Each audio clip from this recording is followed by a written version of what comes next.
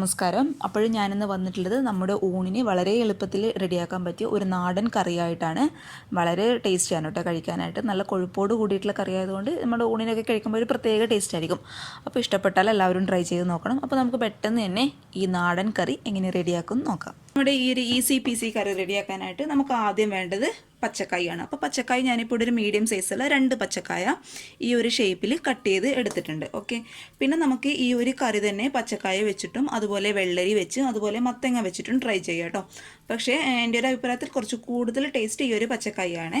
അപ്പോൾ നിങ്ങളുടെ കയ്യിൽ എന്താണോ ഉള്ളത് അത് വെച്ചിട്ട് ട്രൈ ചെയ്യുക കേട്ടോ. പിന്നെ നമുക്ക് വേണ്ടത് ഒരു മീഡിയം സൈസ് സവാള നേരെ പകുതിയാക്കി നീളത്തിൽ കട്ട് ചെയ്ത് എടുത്തിട്ടുണ്ട്. മീഡിയം സൈസുള്ള സവാള നേരെ പകുതി കേട്ടോ, ഹാഫ് മാത്രം മതി, നമുക്ക് ഒരുപാടൊന്നും വേണ്ട. പിന്നെ പച്ചമുളക് 3 പച്ചമുളക് നെടുകെ കീറി എടുത്തിട്ടുണ്ട് കേട്ടോ. അപ്പോൾ പച്ചമുളകിൻ്റെ ആ ഒരു എരിവിനനുസരിച്ചൊക്കെ നിങ്ങളുടെ പച്ചമുളകിൻ്റെ എണ്ണം കൂട്ടിയോ കുറച്ചോ എടുക്കുക കേട്ടോ.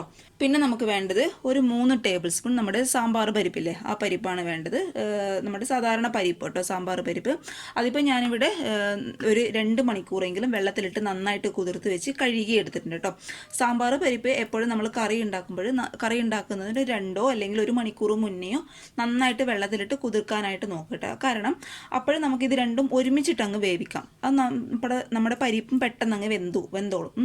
നമ്മൾ ഈ പരിപ്പ് നമ്മൾ ആദ്യം വെള്ളത്തിലിട്ട് കുതിർത്തില്ല എന്നുണ്ടെങ്കിൽ നമ്മൾ ഒരുമിച്ചിട്ട് വേവുമ്പോൾ പച്ചക്കായ പെട്ടെന്ന് അങ്ങ് വേവും, പരിപ്പ് ഒട്ടും വെന്തിട്ടുണ്ടാവില്ല. അതുകൊണ്ട് പരിപ്പിനനുസരിച്ച് നമ്മൾ കുക്കറിൽ വിസിലിട്ട് വേവിക്കുകയാണെങ്കിൽ ഈ പച്ചക്കായ നന്നായിട്ട് വെന്തും പോകും. അതുകൊണ്ട് ഇതൊക്കെ എല്ലാവർക്കും അറിയുന്ന കാര്യമായിരിക്കും, എന്നാലും അറിയാത്തവർക്ക് വേണ്ടിയിട്ട് കേട്ടോ. അപ്പോൾ ഇത് നന്നായിട്ട് 2 മണിക്കൂർ കുതിർത്ത് വെച്ച് നന്നായിട്ട് കഴുകിയെടുത്തിട്ടുണ്ട്. ഓക്കെ, പിന്നെ നമുക്ക് വേണ്ടത് ഒരു 1/4 ടീസ്പൂൺ നമ്മുടെ സാധാരണ മുളക് പൊടി, അതുപോലെ ഒരു 1/2 ടീസ്പൂൺ മഞ്ഞൾപ്പൊടി എടുത്തിട്ടുണ്ട് കേട്ടോ. അപ്പോൾ ഇതൊക്കെയാണ് മെയിൻ ഇൻഗ്രീഡിയൻറ്റ്. നമുക്ക് ആദ്യത്തെ സ്റ്റെപ്പിൻ്റെ ഇൻഗ്രീഡിയൻ്റ് ആണ് ഇത്. അപ്പോൾ ഇത് നമുക്ക് നന്നായിട്ടൊന്ന് കുക്കറിലിട്ടൊന്ന് വേവിച്ചെടുക്കാം. അതിനായിട്ട് ഞാനൊരു കുക്കർ എടുത്തിട്ടുണ്ട്. കുക്കറിലോട്ട് നമുക്ക് ആദ്യം അടിഭാഗത്ത് പരിപ്പ് ഇട്ട് കൊടുക്കട്ടെ. നമ്മൾ കുതിർത്ത് വെച്ച പരിപ്പ് മുഴുവനായിട്ട് ഇട്ട് കൊടുക്കുക.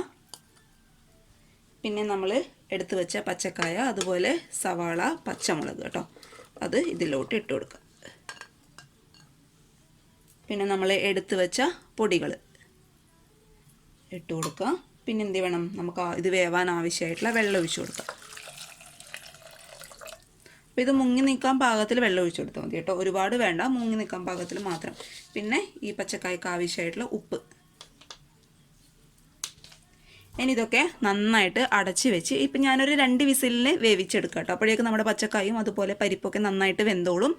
നമ്മുടെ പരിപ്പ് ആദ്യം കുതിർത്ത് വെച്ചതുകൊണ്ടാണ്. അപ്പോൾ ഒരു 2 വിസിലിട്ട് വേവിച്ചിട്ട് ഞാൻ പെട്ടെന്ന് വരുന്നു. പരിപ്പും അതുപോലെ പച്ചക്കായൊക്കെ വേവുന്ന സമയം കൊണ്ട് നമുക്കിതിനാവശ്യമായിട്ടുള്ള തേങ്ങ അരച്ചെടുക്കാം. അതിനായിട്ട് ഞാനിപ്പോൾ ഇവിടെ ഒരു 1/2 കപ്പ് തേങ്ങ എടുത്തിട്ടുണ്ട് കേട്ടോ. അതിലോട്ട് ഒരു 1/4 ടീസ്പൂൺ നമ്മുടെ സാധാരണ മഞ്ഞൾപ്പൊടി നമുക്ക് ഇട്ട് കൊടുക്കാം. ആവശ്യത്തിന് മാത്രം മതി കേട്ടോ. കാരണം നമ്മൾ ഇത് വേവിക്കുമ്പോൾ, അതായത് പച്ചക്കായൊക്കെ വേവിക്കുമ്പോൾ മഞ്ഞൾ ഓൾറെഡി ഇട്ടിട്ടുണ്ട്, അതുകൊണ്ട് അതിൻ്റെ ഒരു ടേസ്റ്റ് കൂടി പോകണ്ട. അതുകൊണ്ട് ആവശ്യത്തിന് മാത്രം മതി. പിന്നെ നമുക്ക് വേണ്ടത് ഒരു 1/2 ടീസ്പൂൺ നമ്മുടെ സാധാരണ മുളക് പൊടി ഇട്ട് കൊടുത്തിട്ടുണ്ട്.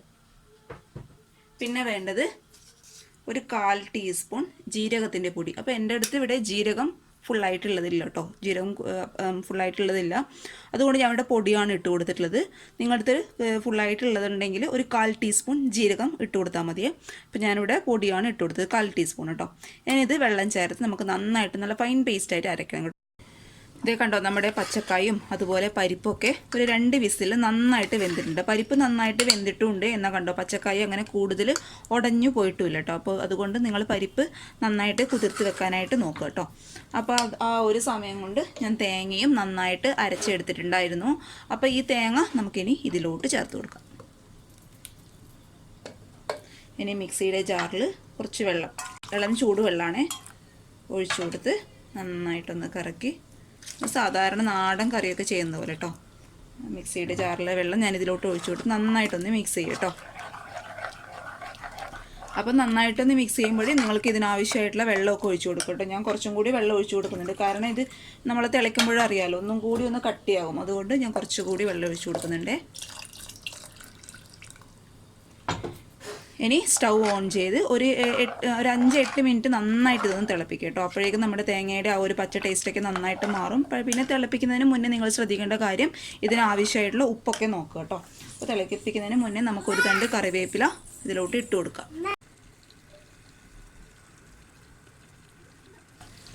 ഇതേ നമ്മുടെ കറി നന്നായിട്ട് തിളയ്ക്കുന്നുണ്ട് കേട്ടോ. കണ്ടോ, ഈ ഒരു ഗ്രേവി വേണം കേട്ടോ, എങ്കിലും നമ്മൾ ഇരിക്കുമ്പോൾ അറിയാമല്ലോ പരിപ്പൊക്കെ ആകുമ്പോൾ ഒന്നും കൂടി കറി ഒന്ന് കുറുകി വരും. അതുകൊണ്ട് ഈ ഒരു സ്റ്റേജിൽ നമുക്ക് ഓഫ് ചെയ്യാം. ഒരു 8-10 മിനിറ്റ് തിളപ്പിച്ചാൽ മതി, അത്രയും മതി കേട്ടോ.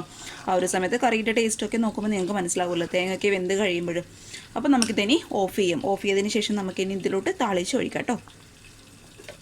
താളിച്ചൊഴിക്കാനായിട്ട് മറ്റൊരു പാനിൽ ഞാൻ കുറച്ച് വെളിച്ചെണ്ണ ഒഴിച്ചു കൊടുത്തിട്ടുണ്ട്. വെളിച്ചെണ്ണ ചൂടാവുന്ന സമയത്ത് നമുക്കിതിലോട്ട് ഒരു 1.5 ടേബിൾ സ്പൂൺ നമ്മുടെ സാധാരണ തേങ്ങ ഇട്ട് കൊടുക്കാം കേട്ടോ.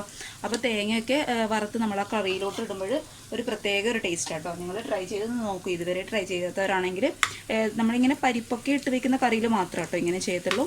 അപ്പോൾ നിങ്ങളിന്ന് ഇതുവരെ ട്രൈ ചെയ്യാത്തവരാണെങ്കിൽ ഇങ്ങനെയൊന്നും ട്രൈ ചെയ്ത് നോക്കുക. കറിയുടെ ടേസ്റ്റിൻ്റെ ഡിഫറൻസ് നിങ്ങൾക്ക് കറക്റ്റായിട്ട് മനസ്സിലാവും.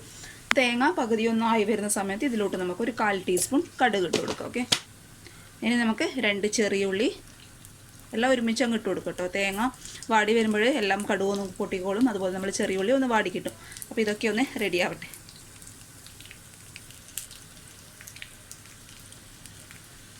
നമ്മുടെ കടുകും അതുപോലെ തേങ്ങയും ഉള്ളിയൊക്കെ നന്നായിട്ട് വാടിയിട്ടുണ്ട്. കടുക് അത്യാവശ്യം പൊട്ടിയിട്ടുണ്ട്. കുറച്ച് കറിവേപ്പില കൂടി ഞാൻ ഇട്ട് കൊടുത്തിട്ടുണ്ട് കേട്ടോ. ഇനി നമുക്ക് സ്റ്റൗ ഓഫ് ചെയ്യാം. ഒരുപാട് വെച്ചാൽ നമ്മുടെ തേങ്ങ അങ്ങ് കരിഞ്ഞു, പിന്നെ കറിയുടെ ടേസ്റ്റ് ആകെ മാറും കേട്ടോ. അതുകൊണ്ട് ആവശ്യത്തിന് മാത്രം വെച്ച് കൊടുത്താൽ മതി. ഇനി നമുക്കിത് കറിയിലോട്ട് ഒഴിച്ചു കൊടുക്കും. ഇതൊക്കെ ചേർക്കുമ്പോഴാണ് ഒരു നാടൻ ടേസ്റ്റ് കേട്ടോ. തേങ്ങയുടെ ആ ഒരു സ്റ്റെപ്പ് നിങ്ങൾ സ്കിപ്പ് ചെയ്ത് കേട്ടോ, അതിലാണ് കറക്റ്റ് കറിയുടെ ഒരു ടേസ്റ്റ് ഉള്ളത്.